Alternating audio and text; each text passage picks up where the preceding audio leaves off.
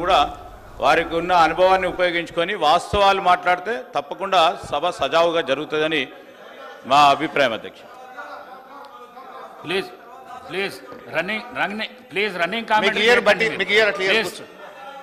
Please Jagadishwar Reddy గారు please running commentary చేయకండి దయచేసి ప్లీజ్ ప్లీజ్ అక్కడ నుంచి ఏం లేదు చేయకండి. Thank you speaker sir.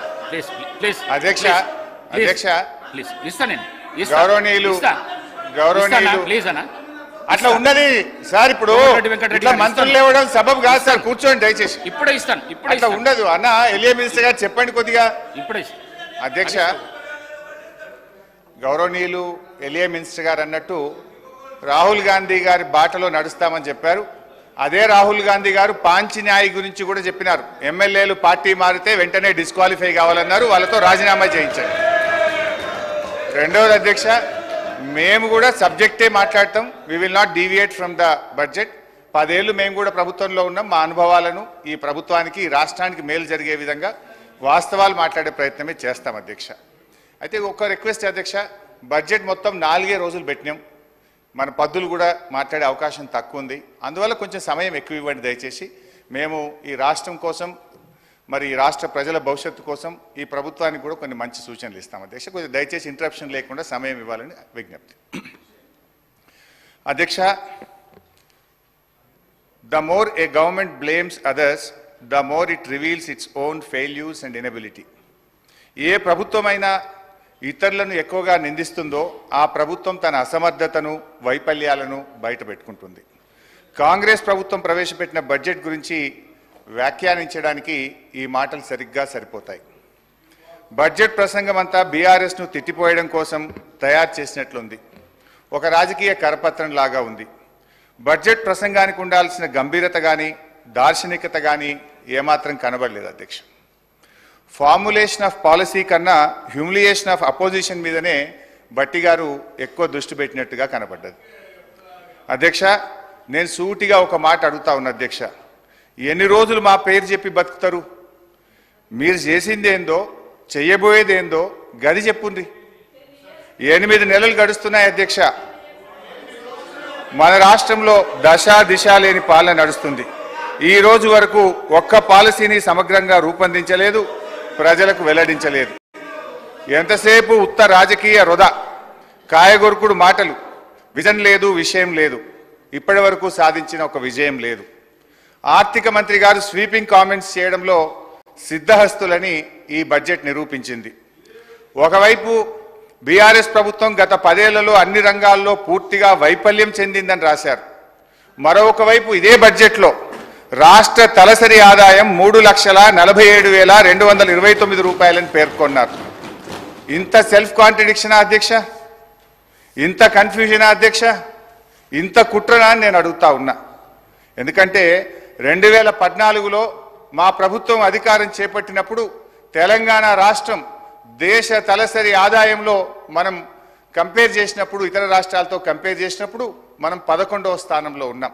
కానీ మా 10 ఏళ్ల పాలన ఫలితం ఈరోజు గోవా, సిక్కిం లాంటి చిన్న రాష్ట్రాలు మినహాయిస్తే తలసరి ఆదాయంలో తెలంగాణ రాష్ట్రం దేశంలోనే నంబర్ 1గా నిలపడం జరిగింది.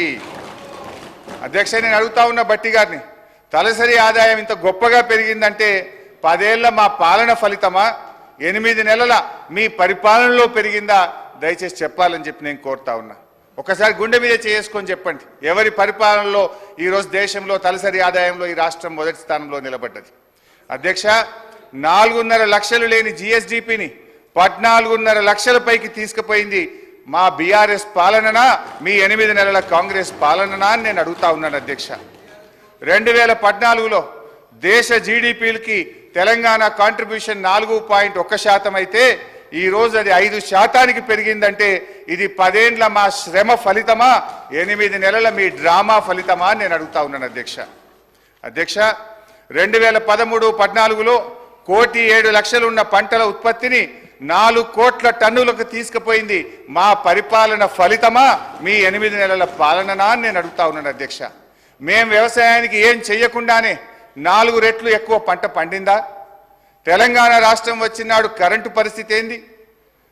ఆనాడు ఏం పరిస్థితి? అడ్డు అదుపు లేని కరెంటు కోతలు, పారిశ్రామికవేత్తలు ఇందిరా పార్క్ దగ్గర ధర్నాలు, వ్యవసాయానికి అర్ధరాత్రి కరెంట్లు, గృహ అవసరాలకు పట్టబగలు కరెంటు కోతలు.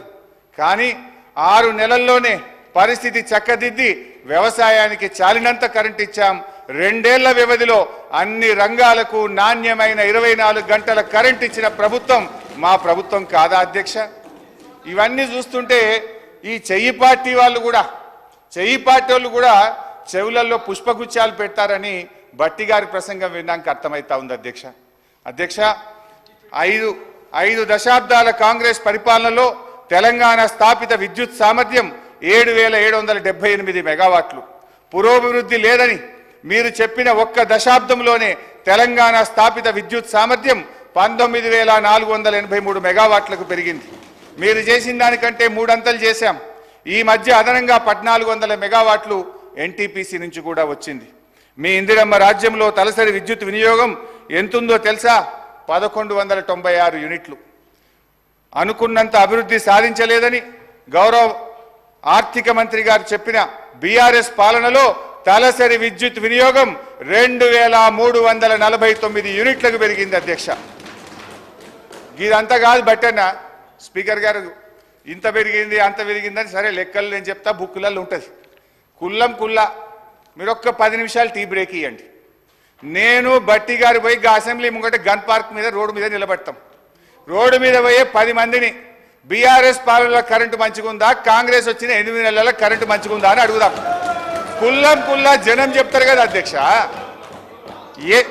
మాది బాగలేదు పురోభివృద్ధి సాధించలేదని మాటలు చెప్తే అయిపోతుంది అధ్యక్ష. అధ్యక్ష, చివరికి ఈ కరెంటు గురించి అధ్యక్ష గౌరవ మన సభానాయకులు ఇదే అసెంబ్లీలో అప్పుడు తెలుగుదేశం పార్టీ శాసనసభ్యుడిగా ఇటువైపు ఉండి ఆనాటి కాంగ్రెస్ ప్రభుత్వం మీద రేవంత్ రెడ్డి గారు అన్న మాటలు ఒక్కసారి నేను గుర్తు చేయదలుచుకున్నా. ఆనాటి కాంగ్రెస్ పాలనలో తన తండ్రి గారు చనిపోతే ఊర్లో దహన సంస్కారాలు చేసిన తర్వాత కరెంటు లేకపోతే గంటల సేపు ఎదురు చూసి కరెంటు లేక నీళ్లు లేక నెత్తి మీద నీళ్లు చల్లుకొని ఇంటికాడికి పోయినా అని రేవంత్ రెడ్డి గారు ఆనాటి కాంగ్రెస్ పాలనలో కరెంటు పరిస్థితి గురించి ఇదే సభలో చెప్పారు అధ్యక్ష.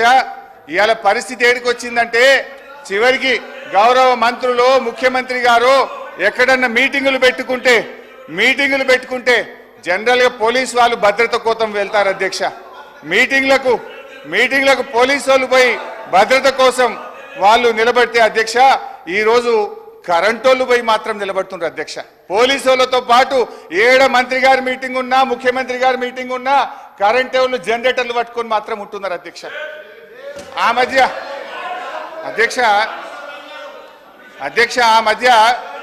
మధ్య రేవంత్ రెడ్డి గారు అప్పుడు మా పార్టీలో ఉన్న కొత్తగా ప్రభుత్వం ఏర్పడ్డాక మా పార్టీలో ఉన్న కేశవరావు గారి ఇంటికి పోయింది.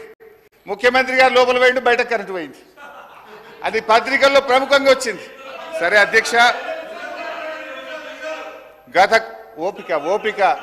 ఓపిక ఇంకా చాలా చెప్పేది ఉంది. రాగే గత కాంగ్రెస్ పరిపాలనలో వృద్ధులకు ఇచ్చిన పెన్షన్ 200 రూపాయలు. మేము అధికారంలో వచ్చిన వెంటనే 1000 రూపాయలు చేశాం. రెండోసారి అధికారంలో రాగానే 2000 చేశాం. మా దశాబ్ద కాలంలో ఇచ్చిన మాట ప్రకారంగా వృద్ధాప్య పెన్షన్ 200 నుంచి 2000 రూపాయలు చేశాం అధ్యక్ష. మీ సోకాల్డ్ ప్రజాపాలనలో చెప్పిన 100 రోజుల గడువు దాటిపోయింది. 4000 పెన్షన్ నాలుక మీదనే ఉన్నది.